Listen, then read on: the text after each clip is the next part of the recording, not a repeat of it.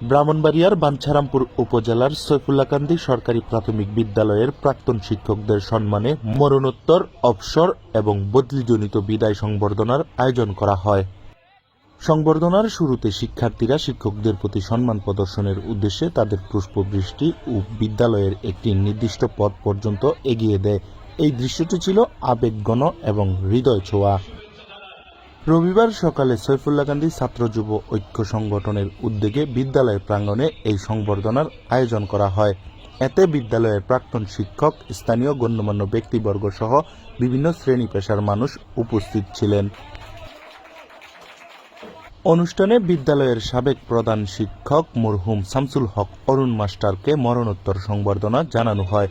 এছাড়াও সহকারী শিক্ষক অনিতা রানী সরকারকে অবসরজনিত বিদায় সংবর্ধনা এবং সহকারী শিক্ষক মোসাম্মদ রেহেনা আক্তারকে বদলিজনিত সংবর্ধনা প্রদান করা হয়। এছাড়াও বিদ্যালয়ের প্রধান শিক্ষক জোৎস্না বেগমকে সম্মাননা ক্রেস্ট প্রদান করা হয়। এ সময় শিক্ষকরা আবেগে আপ্লুত হন। শিক্ষার্থীদের এমন ভালোবাসা যেন চিরস্মরণীয় করে রাখবেন শিক্ষকরা। অনুষ্ঠানে বক্তারা শিক্ষকদের অবদানের কথা স্মরণ করেন এবং তাদের প্রতি কৃতজ্ঞতা প্রকাশ করেন। তারা বলেন, আমাদের এই শিক্ষকরা আমাদের মানুষ গড়ার কারিগর।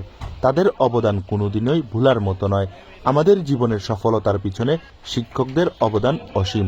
তারা আমাদের জীবনের ভিত্তি গড়ে দিয়েছেন। আজকের এই দিনে সংবর্ধনা তাদের প্রতি আমাদের কৃতজ্ঞতা প্রকাশের ক্ষুদ্র প্রয়াস। শিক্ষকরা আবেগঘন বক্তব্যে তাদের শিক্ষা জীবনের নানা স্মৃতি তুলে ধরেন। বিদায় বেলায় শিক্ষার্থীদের ভালোবাসা এবং সম্মান তাদের জীবনের অনন্য অর্জন বলে উল্লেখ করেন।